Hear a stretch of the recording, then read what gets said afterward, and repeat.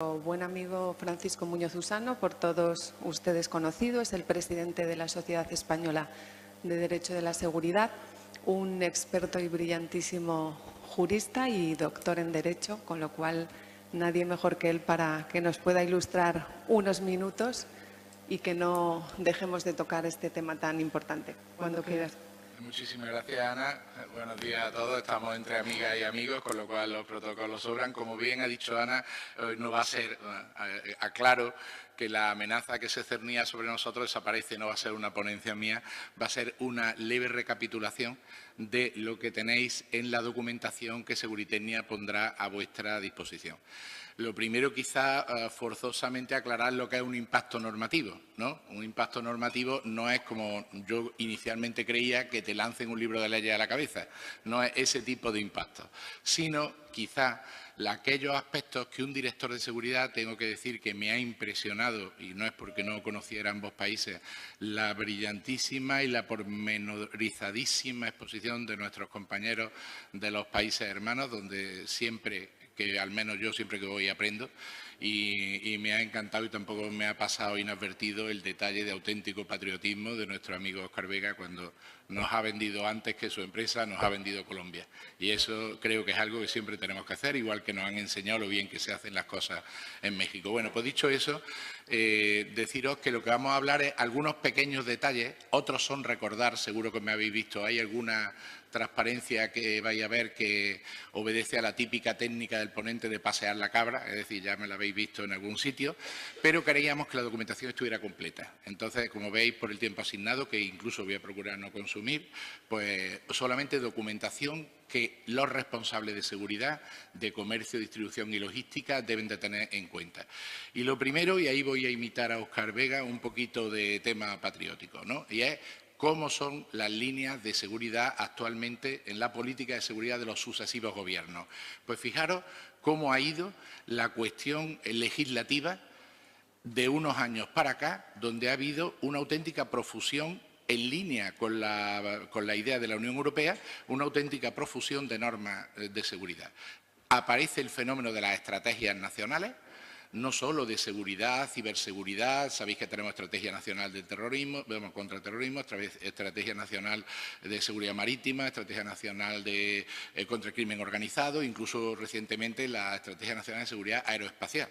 O sea, eso denota una preocupación de los sucesivos gobiernos, de sucesivos colores políticos, donde hay, por supuesto, ya la clásica, ya no es novedosa, ya es clásica, y aquí tenemos un gran experto como es nuestro amigo el coronel César Álvarez, Ley de Protección de las Infraestructuras Críticas, la Ley de Seguridad Ciudadana, de la cual vienen las medidas de seguridad que los directores y departamentos de seguridad pueden adoptar. No olvidemos que dimana de un artículo de la Ley de Seguridad Ciudadana, se considera que contribuye a la seguridad ciudadana. La Ley de Seguridad Nacional, la Ley del Sistema Nacional de Protección Civil, lo relativo a los siniestros de tipo catastrófico, la nueva Ley de Seguridad Privada, cuyos rasgos principales tenéis, pero que todos conocéis, y ya mucho más novedoso, el Real Decreto Ley de 2018, que aplica lo que todos conocemos como la Directiva NIS. Sí quiero decir que no me voy a referir especialmente al tema de ciberseguridad, primero porque hay muchos mejores expertos en la sala y en el panel de intervinientes, y además porque la regulación jurídica no es singular, no hay una ley de ciberseguridad, sí hay una estrategia que sí que la veremos. Pues siguiendo intentando hacer patria, pues la primera Estrategia Nacional de Seguridad que nos concitó a todos fue la de 2013 y tenía una serie de 12 riesgos para nuestra seguridad nacional, y no se nos debe de pasar inadvertido que uno de ellos era la inestabilidad económica y financiera. No es casual que nuestro Servicio Nacional de Inteligencia, nuestro órgano nacional de inteligencia, el CNI, pues tenga como una de sus grandes divisiones la División de Inteligencia Económica, donde se desarrollan preocupaciones, pues, por ejemplo, por importaciones incontroladas de productos que luego se venden también de forma incontrolada, que perjudican a empresas pequeñas y medianas a todo el nivel nacional, pero además crean flujos de dinero negro. Véase, por ejemplo, recordemos la famosa Operación Emperador, que por encima de una operación policial, y lógicamente a los cuerpos policiales le corresponde explotar las operaciones de inteligencia que detecte el servicio correspondiente, que no suele tener esa actividad operativa, pues por encima de un tema policial tuvo su origen, como ya es conocido y no es secreto, en operaciones de inteligencia. ¿Y qué nos llama la atención de las estrategias de seguridad nacional? Y el mensaje que estoy intentando transmitiros no es ni más ni menos que decir que todos somos seguridad nacional y todos desde el comercio, el retail, la distribución, la logística, estamos haciendo seguridad nacional. Igual que Óscar Vega ha venido hoy a hacer patria, a hacer Colombia, nosotros hacemos seguridad nacional haciendo nuestras tareas. Y fijaros las palabras resaltadas como la nueva ley y la nueva estrategia de seguridad nacional destaca la intervención importantísima del sector privado, asumiendo sus responsabilidades propias y adoptando sinergias con el sector público. Cuando se renueva la estrategia de 2013 y surge la de 2017, se profundiza en una serie de objetivos y ahora se habla, por ejemplo, del buen uso de los espacios comunes globales. Algunos de esos espacios comunes globales son los que favorecen precisamente el tráfico de mercancías y el tráfico económico asociado al tráfico de mercancías. Y, por tanto, forma parte, por no hablar ya del desarrollo tecnológico, que nos afecta a todos los niveles y, por tanto, insisto, importante. Y, como más novedosa, nuestra estrategia de ciberseguridad nacional, que por cierto a veces no nos ponemos de acuerdo, una vez decimos Estrategia Nacional de Ciberseguridad, otra Ciberseguridad Nacional, de 2019. Dije que no iba a hablar mucho, pero como esto, insisto, lo que os estoy poniendo es una documentación para que podáis tenerla a vuestra disposición, sus objetivos pues creo que serían aplicables a la política de seguridad de cualquier centro comercial o de distribución. Y nos dice la Directiva de Ciberseguridad, la unidad de acción, todos tenemos que responder, de ahí los procedimientos de notificación de ciberincidentes, las sinergias constantes que hay entre CNPIC, entre INCIBE y los sectores privados. La anticipación al riesgo, hoy se ha hablado de ello en la ponencia que he tenido ocasión de escuchar, la eficiencia y la resiliencia. Todo ello aplicado a la ciberseguridad, pero que perfectamente se podría aplicar a cualquier cosa. Os pongo también, por si lo queréis leer, algunos artículos de la Ley de Seguridad Nacional, pero porque, fijaros, el 7.2 y el 7.1 constantemente se desarrolla la colaboración del sector privado. El planteamiento, y eso yo tengo que decirlo desde el punto de vista del impacto normativo, para nosotros los juristas, hace 15 años, oír hablar de sector privado en materia de seguridad nacional era como excluyente. Oiga, no se meta usted en esto, que esto es seguridad nacional, ¿no? Hemos pasado de ser todos los que protegéis personas, bienes, actividades económicas, hemos pasado de ser compañeros de viaje de la Fuerza y Cuerpo de Seguridad a ser incluso copartícipes. Fijaros el apartado 2 del artículo 7. El Gobierno regulará la participación del sector privado, pero, ojo, no en la ejecución solo, sino también en la formulación de la política de seguridad nacional. Es decir, se escucha a quienes saben de estos temas, cómo son estos partícipes. Y luego también el 18.2, dentro del Sistema de Seguridad Nacional, a esto me refiero cuando son cosas que os repito con mucha frecuencia, perdonad, y es que en función de las necesidades se pueden asignar cometidos de seguridad nacional a otros organismos y entidades de titularidad pública o privada. Y esto creo que es importantísimo. Bien. ¿Cómo combatimos? ¿Qué recurso, qué impacto normativo utilizamos? ¿Qué nos legitima para utilizar medidas de seguridad que nos protejan frente a cualquier delito, acto antisocial, acto delictivo? Pues, entre otras cosas, la Ley de Seguridad Ciudadana, a veces se nos olvida que no solo nos rige la de seguridad privada, algunas otras, la propia Ley de Seguridad Ciudadana, con el rango de ley orgánica, nos dice que puede haber establecimientos obligados a medidas de seguridad, porque lo pida la legislación de seguridad privada, lo pida la de infraestructuras críticas o cualquier otra normativa sectorial que exija la adopción de medidas de seguridad. Lógicamente, si existe la posibilidad de ser obligado, con mayor razón está la voluntariedad de poder establecer medidas de seguridad que, por otro lado, reconoce el preámbulo de la Ley de Seguridad Privada. Y, por tanto, sería bueno recordar qué régimen normativo tienen las medidas de seguridad. Hoy llevamos un buen rato hablando de medidas de seguridad, algunas, por cierto, muy novedosas, muy exitosas, que estoy seguro que hemos aprendido mucho de ellas. Pues ya sabemos que son los tipos que son: seguridad física, seguridad electrónica, seguridad informática, todo eso lo utilizamos, pero desde el punto de vista jurídico, ¿cuáles son quizás las más relevantes y las que más tenemos que cuidar? Pues las de seguridad organizativa en lo relativo a la creación de departamentos de seguridad y su funcionamiento, que tiene un régimen jurídico importante y recibe el departamento unas obligaciones de seguridad importantes, de las que luego os quiero hacer un pequeño desglose. Todos las hemos oído, pero hoy vamos a hacer una disección quirúrgica del famoso artículo 36. Y las medidas organizativas consistentes en planes. Y destaco que desde el punto de vista del impacto jurídico, los planes son importantísimos, porque la ausencia de planes en materia de seguridad, desde la evacuación, el incendio, cualquier prevención, puede suponer responsabilidades. La mala confección de planes, que no olvidemos que aunque se externalicen, deben ser validados por el director de seguridad donde lo haya. No vale solo decir, bueno, yo se lo he encargado a una empresa especializada, sí, pero la decisión de adoptar ese texto y no otro es del director de seguridad. Entonces, la ausencia de planes, la mala confección de los planes o la no auditoría o actualización de planes en caso de siniestros.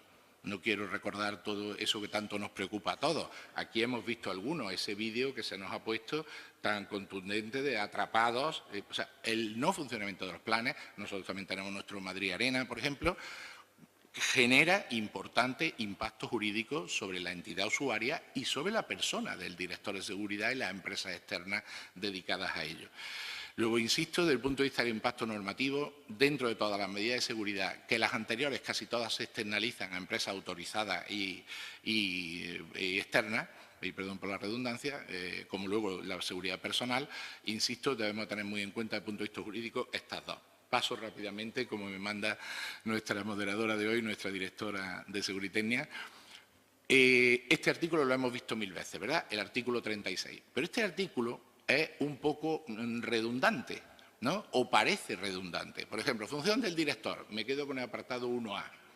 La organización, dirección, inspección y administración. Esto parece como muy agudo todo, ¿no? Bueno, ¿es todo lo mismo o no es lo mismo? Hombre, algunas cosas está claro que inspeccionar pues, es diferente de... Pero organizar, dirigir y administrar, ¿es lo mismo o no es lo mismo? Bueno, así ocurre, como veis, en casi todos los párrafos. Este es un artículo conocido de todas y todos nosotros, con lo cual no lo voy a repetir. Lo que sí os voy a proponer es la disección quirúrgica, con ese bisturí que a veces tenemos los juristas, que suele estar afilado, por eso hay que tener cuidado con nosotros, que es esto. Apartado A, la organización, dirección, inspección y administración de tal. ¿Qué es organización? Esto es diccionario de la Real Academia, que no se nos olvide que para nosotros es una ley importantísima, ¿no? Son las reglas del habla, de la expresión oral o escrita. Organización, ¿qué es organizar? Organizar un servicio de seguridad o un recurso de seguridad es establecerlo, llegado el caso reformarlo, no olvidar que tiene que estar orientado a un fin y que conlleva la coordinación de personas y medios. Fijaros que eso no lo dice un tratado de seguridad, lo dice el diccionario de la Real Academia. ¿Qué es dirección? Enderezar, llevar rectamente algo, etcétera. ¿Qué es inspección? Pues hay que examinar y reconocer atentamente los servicios, los recursos disponibles. ¿Qué es administración? Pues veis que algunas acepciones, veis los números de la acepción, nos la hemos saltado porque no venía el caso, ¿no? ¿Pero qué es administración? Bueno, dirigir una institución, está claro. El que la administra normalmente la dirige porque tiene los recursos. Pero ordenar, disponer y organizar, en especial la hacienda o los bienes, es decir, protección patrimonial y desempeñar o ejercer un cargo, oficio o dignidad. Bueno, no os amenazo con leer todos los párrafos, porque entiendo que de leer estamos todos más o menos igual de bien, ¿no? Dentro de poco a lo mejor eso será una rara avis, pero de momento vamos bien. Y entonces, pues en el párrafo B, identificar, analizar y evaluar situaciones de riesgo. ¿Qué es identificar? Curiosamente, la expresión que utilizamos para identificar no coincide con ninguna de las dos expresiones que reconoce el diccionario. Pero todos sabemos que identificar al final es localizar, aislar, es reconocer como algo, ¿no? Reconocer abajo en la sección 2. Bueno, esto lo paso deprisa porque lo que quiero es ofreceroslo para que lo tengáis en la documentación que Seguritecnia nos ofrece. Y, por tanto, pues que sepamos un director o directora de seguridad, a la hora de asumir las funciones del artículo 36, Y quien no sea director de seguridad, a fin de cuentas el artículo 36 es una guía para nuestra intervención, que no perdamos de vista que esas palabras no están vacías de contenido, que cada una de esas palabras tiene un sentido concreto. Entonces, lo paso porque, insisto, esto está en la documentación. Y vamos ya a lo que nos preocupa, el impacto normativo sobre determinadas previsiones de riesgo en el comercio. ¿Cuáles son algunos de los riesgos que tienen más contundencia desde el punto de vista jurídico? Sé que hay otros riesgos, por ejemplo, yo ahí no he situado los riesgos de ciberseguridad, pero ¿cuáles son los que tienen más impacto jurídico? Pues un día a día, no lo hemos visto en los vídeos, son las sustracciones. Le he llamado sustracciones por no hablar de apropiación indebida, por no hablar de hurto, por no hablar de delito leve de hurto, delito grave de hurto o incluso robo si hay algún tipo de violencia. Pues las sustracciones, el fraude, en el que no me voy a detener porque nuestra genial ponente Begoña Romero y compañera mía, jurista y criminóloga, una de insultante juventud y gran ciencia, pues nos habló suficientemente. Entonces, yo a su lado creo que no llegaría a ese nivel de detalle, pero no voy a profundizar. Los fallos de planificación y ejecución de los planes nos pueden crear un grave problema si tenemos un centro comercial, un establecimiento. La accidentalidad, es decir, cuando los consumidores se accidentan dentro de nuestro centro. La vulneración de derechos, que ese es un problema que puede tener el director de seguridad y su personal operativo si no aplican correctamente los procedimientos legales, y se nos puede alegar una vulneración de derechos, y los actos antisociales, y como el más antisocial de todo, el terrorismo. Y hablamos de actos antisociales como huelgas, manifestaciones que acaban a lo mejor con ataques a las personas y a los bienes. La más típica, las sustracciones, donde yo creo que el sector retail tendría que organizarse para promover conjuntamente algunas medidas jurídicas, por ejemplo, colaborar más y exigir más a la Fiscalía General del Estado respecto de algunos delitos que suelen pasar casi inadvertidos. Primero, la detección, pero para la detección, tanto la videovigilancia como los sistemas deben de cumplir no solo normativa de seguridad privada, sino, no olvidemos, normativa de consumo. Las personas que están en el centro comercial son consumidores, presumiblemente consumidores, y hay normativas de consumo respecto a que el consumidor no puede estar, por ejemplo, en situación de inferioridad respecto del establecimiento. Entonces, ahí hay que tener cuidado. Si detectamos alguna actividad ilícita, la protección de indicios mientras viene la fuerza y cuerpo de seguridad, o incluso cierta mínima cadena de custodia, es decir, prepararlo todo para que la fuerza y cuerpo de seguridad puedan hacer correctamente, iniciar correctamente una cadena de custodia, es algo importante. Pero no es menos importante que cuando aislamos a ese autor de un hurto, en muchísimas ocasiones no ya reincidente, sino recalcitrante. Y aquí quiero tener cuidado con el término reincidencia. No olvidemos que a nivel privado es muy delicado el archivo de datos referentes a infracciones penales. Cuidado con eso, ¿vale? Pues es muy importante que se haga un esfuerzo por ir a los juzgados, por instar de los juzgados que se cumpla la normativa, aportar la prueba, asistir al juicio y dos cuestiones que van después. E intentar que se cumplan las penas, por leves que sean, y que se ejecute la indemnización. Y para ello, insisto, creo que las organizaciones propias de las organizaciones comerciales deberían, como sé que alguna empresa ha tenido a nivel personal, o sea, a nivel de empresa, reuniones con las fiscalías de cada provincia y con la Fiscalía General del Estado, el Gabinete Técnico, para que se dé una instrucción a los fiscales que guarden especial interés en la ejecución de los delitos leves, incluso de hurto. Que se pague, que se estudie la solvencia, que se anoten las condenas para luego, si se puede, estudiar. Y sé de alguna empresa, alguna cadena que no voy a mencionar, que lo está haciendo y le está sacando buen resultado.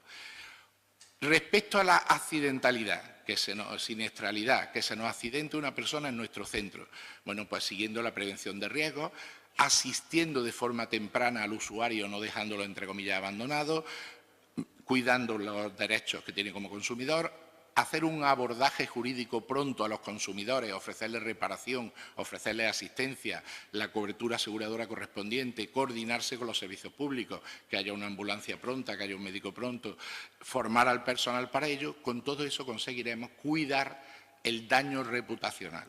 cuidar el hecho de que me accidenté en tal comercio, de tal cadena y recibí una asistencia de primer orden y evitamos el impacto normativo, es decir, que nos pongan una demanda. Otro impacto normativo importante, el fraude, la estafa, el uso de medios de pago falsos. Bueno, pues es bueno tener sistemas de detección, conocer los medios de pago, conocer los modus operandi y ahí la labor que están haciendo las fuerzas y cuerpos de seguridad, los boletines Red Azul, Coopera, las publicaciones, instrucciones del Charger de Mossos, pues evidentemente nos ayudan y tener conocimiento, la gestión del conocimiento de las nuevas formas. Impacto normativo, la planificación, y con ello prácticamente terminamos. Muy importante, ya me he referido antes a ella. Elaborarlo correctamente, interna o externamente, validarlo por el director de seguridad, la auditoría, auditar el plan, comprobarlo mediante simulaciones y también asegurarse que haya una correlación, y este término se repite, entre planes y cobertura de seguro. Porque si el plan no se ejecuta correctamente, el seguro puede excusarse de pago. Si el perito del seguro analiza el siniestro, y los seguros cada vez tienen peritos más especializados en materia de siniestro de seguridad, y ve que el plan decía una cosa, pero fue ejecutado de otra manera, o que el plan estaba mal diseñado, sin ninguna duda nos va a venir una responsabilidad jurídica. De la vulneración de derechos, pues si nuestro personal de seguridad no realiza los procedimientos legalmente establecidos, registra a un cliente de cualquier manera, detecta una mercancía que genera una señal y no trata con la debida discreción, con la debida protección a la intimidad al usuario, y allí delante de todo el mundo le registra una bolsa, las señales que dan los aparatos también hay que tener cuidado, porque a veces saltan porque no debieran. Todo esto nos puede suponer vulneración de derechos de las personas. Y respecto a los actos antisociales, lo importante es coordinarse con los cuerpos policiales mediante esas redes que nos ofrecen constantemente, que tantos logros están suponiendo y de los que Seguridad Privada y Pública Española se tienen que sentir muy orgullosos, y los contactos directos. Y, por supuesto, la prevención, las tareas de inteligencia, de información y, por supuesto, cuando llega el momento, la protección física de los establecimientos. Con ello, los impactos jurídicos están terminados. Simplemente, como anexo que no voy a mencionar, tenéis en la documentación los principios jurídicos del Tribunal Constitucional que regulan las medidas de seguridad. ¿Qué principios siempre tenemos que observar? Os suenan de sobra, me lo había oído muchas veces, racionalidad, necesidad, etcétera. Lo paso porque es solo documentación. Os destaco la nueva regulación de la videovigilancia en la nueva Ley Orgánica de Protección de Datos. Ya no podemos atenernos solo a la Ley de Seguridad Privada, hay que tener en cuenta la nueva Ley Orgánica 3/2018, tanto videovigilancia de terceros como videovigilancia de empleados, que también pueden ser controlados laboralmente, pero también pueden cometer hechos delictivos, que no es lo deseable. Y luego recordaros cuáles son las responsabilidades legales, la administrativa, penal, civil y laboral, cuál es la responsabilidad civil, que es el impacto normativo más fuerte que podemos tener, y el compliance como medio de prevención, y nos recuerda nuestra Unidad Central de Seguridad Privada en un informe de 2015 que el compliance puede ser llevado a cabo por directores de seguridad. Entonces, aunque me he pasado del tiempo que nuestra moderadora me ha asignado, pues he tratado de daros un panorama que, como veis, lo tenéis todo en la ponencia que Seguritecnia pondrá a vuestra disposición. Muchas gracias.